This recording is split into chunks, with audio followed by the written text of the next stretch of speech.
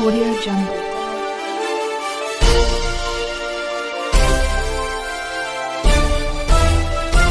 Audio Jungle. नमस्कार, मी साक्षी बिराजदार. आपण पाहत आहात बहुजन सैनिक महाराष्ट्र लाईव्ह. जागना है तो जगाना पडेगा, एक राष्ट्र के लिए.